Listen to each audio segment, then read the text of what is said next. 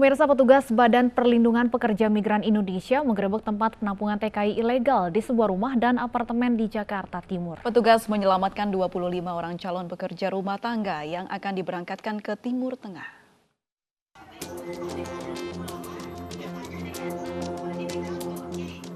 Sebuah rumah di Jalan Bumi Raya 3 Duren Sawit, Jakarta Timur digerebek petugas Badan Perlindungan Pekerja Migran Indonesia. Di tempat ini petugas mengamankan 14 calon TKI ilegal yang telah menempati penampungan sekitar 1 bulan. Para TKI wanita ini mengaku belum mengetahui dirinya akan diberangkatkan secara ilegal oleh perusahaan penyalur. Mereka hanya menerima tawaran menjadi pekerja rumah tangga di negara Timur Tengah. Selain di perumahan, petugas BP2MI juga menyelamatkan 11 calon pekerja dari sebuah kamar di apartemen Basura Jatinegara, Jakarta Timur. Mereka juga mengaku akan dipekerjakan menjadi TKI ilegal di Timur Tengah. Calon pekerja yang diberangkatkan ini rata-rata berasal dari Jawa Tengah, Jawa Barat, dan Nusa Tenggara Barat. Waktu itu kita dari Banyuwangi dijanjikan 3-4 hari. Di sini lepas itu ditembakkan. Ternyata sampai sekarang sudah 1 bulan lebih kita di sini. Kita lakukan penggerebekan di penampungan, kita temukan 14 calon pekerja migran Indonesia, semua perempuan yang akan diberangkatkan ke Uni Emirat Arab atau Dubai. Dijanjikan pekerjaan untuk pekerja rumah tangga. Penampungan TKI ilegal diketahui setelah adanya laporan dari masyarakat yang mencurigai adanya penghuni berjumlah banyak di dalam rumah. Para calon TKI langsung dibawa ke rumah perlindungan yang berada di kawasan Ciracas, Jakarta Timur. Dari Jakarta, Rio Manik, iNews melaporkan. Gara-gara rebutan harta gonogini, seorang mantan istri menghancurkan rumah mantan suami di Mojokerto, Jawa Timur. Sebelum merobohkan rumah, mantan istri meminta uang kompensasi sebesar 30 juta rupiah kepada mantan suami namun gagal dipenuhi.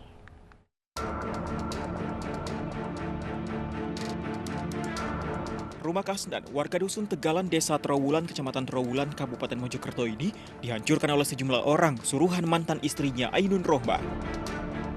4 jam kemudian, rumah Kasnan rata dengan tanah, tak tersisa bangunan sedikit pun. Kini Kasnan bersama istri Eni Susiati dan kedua anaknya terpaksa tinggal di gubuk yang dibangun seadanya di dekat kandang kambing. Peristiwa penghancuran rumah ini bermula dari Ainun Rohmah yang meminta jatah rumah yang ditempati Kasnan sejak bercerai 20 tahun lalu. Ainun Rohmah meminta kompensasi harta gonogini sebesar 30 juta rupiah.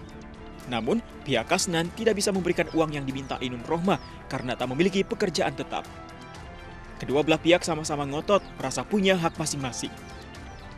Perselisihan ini sempat dimediasi perangkat desa dengan berbagai solusi. Di antaranya dengan mengangsur selama 5 tahun, namun Kasnan merasa tetap tak mampu. Hingga akhirnya Ainun Rohmah mengirim orang untuk menghancurkan rumah. Ya aku njaluk susuan olehku bangun. Nah. Terus jauh piro? 5. Niku 5. 35. 3 doso. Terus kula mbok saged. Sementara itu Amelia, anak Ainun Rohmah dan Kasnan mengakui perobohan rumah bermula dari harta gonogini.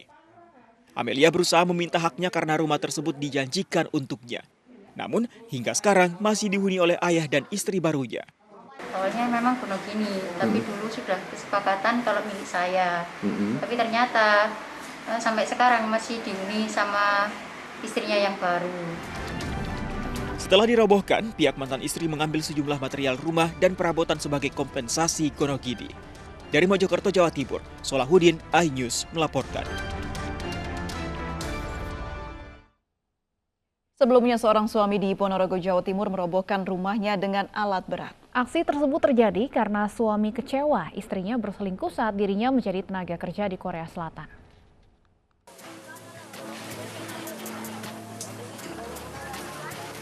Sebuah bangunan rumah yang berada di Desa Pengkol, Kecamatan Kauman, Ponorogo, Jawa Timur dihancurkan dengan alat berat Maret 2020 lalu. Rumah milik seorang warga bernama Hendri ini dihancurkan atas perintahnya sendiri. Peristiwa ini menyedot perhatian warga dan menjadi tontonan. Pembongkaran juga disaksikan anggota TNI dan polisi. Aksi ini dilakukan diduga karena pemilik rumah kecewa istrinya berselingkuh saat dirinya menjadi tenaga kerja di Korea Selatan. Bahkan perselingkuhan sampai melahirkan 1 anak. yang lakinya itu merantau ke Korea, yang istrinya itu di rumah dan terjadi perselingkuhan. Akhirnya dari pihak lakinya itu kan tidak terima. Setelah itu kita mediasi di desa sampai ke polsek, itu tidak ada titik tengahnya, jalan keluarnya. Pemilik rumah dan istrinya yang memiliki 2 orang anak saat ini telah bercerai. Sementara pemilik rumah saat ini masih berada di Korea Selatan. Dari Ponorogo, Jawa Timur, Ahmad Subeki, iNews melaporkan. Kita ke informasi lain, pemirsa, video penganiayaan seorang pria terhadap balita di Sindang Jaya, Tangerang, Banten viral di media sosial. Pelaku tega menganiaya korban lantaran kesal korban buang air besar. Inilah video seorang pria yang tega menganiaya anak berusia 2 tahun. Balita ini hanya bisa menahan sakit karena kerasnya pukulan pelaku. Pelaku merupakan kekasih tantenya korban. Ia sengaja merekam video penganiayaan lantaran pelaku kesal karena korban buang air besar.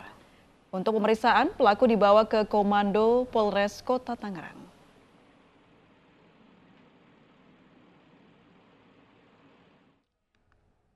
Dan untuk mengetahui lebih lanjut terkait penganiayaan balita oleh kekasih tantenya, sudah bergabung bersama kami Kapolres Kota Tangerang, Kombes Wahyu S. Bintoro.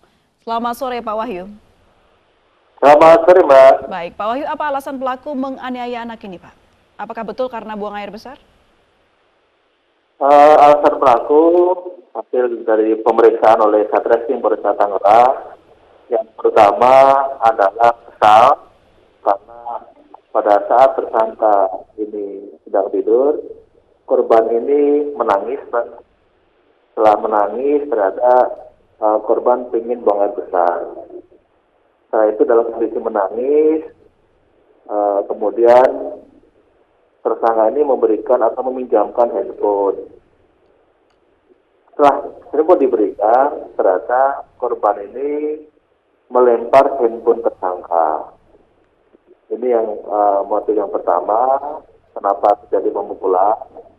Kemudian yang kedua adalah sempat terjadi cekcok mulut, Mbak, dengan bibi korban. Pak Wahyu, ada alasan khusus mengapa pelaku merekam aksi ini? Kalau hasil dari pemeriksaan bahwa pelaku ini kenapa merekam aksinya,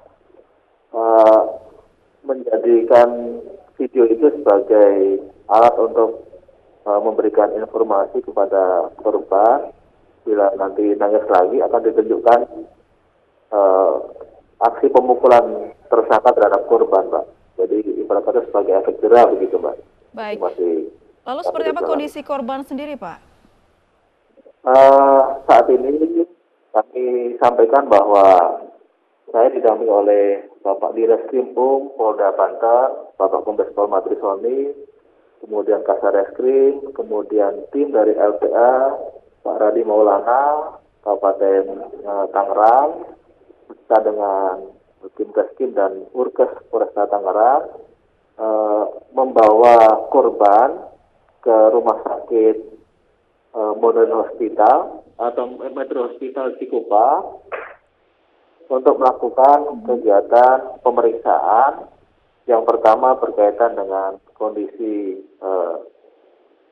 dalam atau ada tidak penyakit atau tidak luka dalam terhadap korban. Kami tadi sudah rongsen yang pertama, yang kedua rencananya kami akan CT scan ada tidak gangguan atau penyakit yang sampai di dalam tubuhnya korban, Mbak. Dan saat ini kami masih menunggu hasil dari perawatan medis. Apakah orang tua korban sudah mengetahui, Pak, adanya peristiwa ini? Sudah, Mbak. Justru orang tua korban ini yang kemarin tanggal 15 Maret jam 2 siang melaporkan ke Polres Tangerang. Dan jam 5 sore sudah langsung kita lakukan penangkapan. Pelaku ini apakah memang sehari-hari bisa dikatakan bertugas untuk menjaga korban atau seperti apa, Pak Wahyu? Tidak, jadi pelaku ini berpacaran, Mbak, ya, dengan ibunya korban. dan beberapa kali pernah mengunjungi korban di rumah neneknya, karena biasanya pelaku ini mengantarkan bibi korban ke tempat pekerjaannya, setelah itu membawa anak ini ke rumahnya pelaku. Apakah sudah ada informasi, Pak, berapa kali pelaku melakukan tindakan kekerasan? Kami sudah melakukan pemeriksaan BAP secara maraton dari malam, dari jam 5 sore sampai dengan jam 12.30 malam atau 24.30. Hasil pemeriksaannya ada kurang lebih 5 kali yang sempat direkam, dan total penganiayaan fisik terhadap korban ada 25 kali pukulan, baik itu di dada, di perut, maupun di bawah perut, Mbak. 5 kali ini artinya sebelum video yang direkam pun sudah pernah terjadi sebelumnya, Pak? Jadi kejadiannya tanggal 28 Februari 2021, sekira pukul 13.30, Mbak. Sebelum kejadian pada bulan Februari ini pernah terjadi juga belum, Pak, sebelumnya? Menurut keterangan tersangka hanya di tanggal 28 Februari. Baik, Pak. Disangkakan pasal apa untuk pelaku, Pak, dan ancaman hukumannya? Kita sangkakan pasal 80 ayat 1 dan ayat 2 Undang-Undang 35 tahun 2014 tentang perlindungan anak dengan ancaman hukuman penjara 5 tahun. Sudah ditahan pelakunya, Pak Wahyu? Kami sampaikan bahwa kemarin hari Senin tanggal 15 Maret 2021 viral, kemudian jam 2 siang itu korban atau orang tua korban melapor ke Polresta Tangerang. Segera setelah itu pada pukul 17.00 langsung kita lakukan penangkapan di rumah tersangka. Video viral ini yang pertama kali mengunggah apakah pelaku sendiri, Pak Wahyu? Bukan, Mbak. Siapa yang mengunggah, Pak? Jadi kalau keterangan dari korban, keterangan dari orang tua korban, Mbak, bahwa sempat waktu itu pacarnya tersangka ini mengambil atau mentransfer dari handphonenya tersangka. Kemudian waktu itu hanya menunjukkan kepada orang tua korban maupun orang tua tersangka.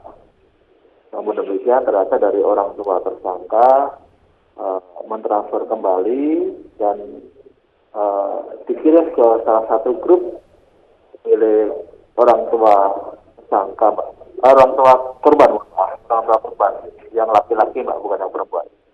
Baik, Pak Wahyu, izin mengkonfirmasi kembali. Tadi kan peristiwa terjadi sekitar bulan Februari ya. Artinya setelah peristiwa ini tidak ada laporan langsung dari orang tua? Tidak ada. Baru kemarin pacarnya itu mengetahui dari handphone pelaku, Mbak. Kemudian setelah itu secara diam-diam video itu ditransfer ke handphonenya saudara Ayu atau saksi. Kemudian setelah itu baru ditunjukkan kepada orang tua korban maupun orang tua tersangka. Baik, selama pemeriksaan apakah pelaku mengaku menyesal, Pak, atau seperti apa? Ya, pelaku menyesal atas kejadian ini karena tentunya tidak layak atau tidak etis, ya. Apalagi melakukan kekerasan terhadap anak di bawah umur. Baik. Terima kasih Pak Wahyu, Kapolres Kota Tangerang sudah bergabung bersama kami dan memberikan penjelasan di Ayu Sore. Pemirsa, Polresta Pekanbaru menetapkan Bribda AP, oknum polisi yang menembak seorang wanita sebagai tersangka penganiayaan. Sementara itu korban yang menderita luka di bagian mata menjalani perawatan di rumah sakit. Bribda AP, oknum Polres Padang Panjang, Sumatera Barat yang menembak seorang wanita di Pekanbaru akhirnya ditetapkan sebagai tersangka. Dari hasil pemeriksaan, Bribda AP tidak memiliki surat tugas dinas di Kota Pekanbaru. Ditambah, senjata api yang ia gunakan merupakan senjata pinjaman. Insiden penembakan terjadi di Jalan Kuantaran Raya Pekanbaru Sabtu dini hari. Akibat peristiwa ini, seorang wanita yang diketahui merupakan teman kencan Bribda AP terluka di bagian pelipis mata.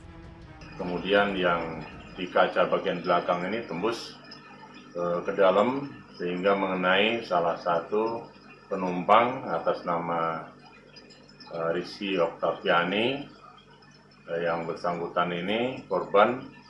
Untuk korban saat ini dalam perawatan intensif. Sebelumnya, oknum polisi berinisial AP berpangkat Bribda ini diketahui menginap di salah satu hotel di Pekanbaru dan melakukan pemesanan teman kencan melalui aplikasi. Setibanya di hotel, keduanya kemudian cekcok hingga oknum anggota polisi ini marah dan melepas tembakan. Kini Bribda AP telah ditahan dan terancam hukuman 5 tahun penjara. Dari Pekanbaru Riau, Indra Yose Rizal, iNews melaporkan. 6 kapal asing di perairan Belawan, Sumatera Utara ditenggelamkan. Sesaat lagi di iNews Sore.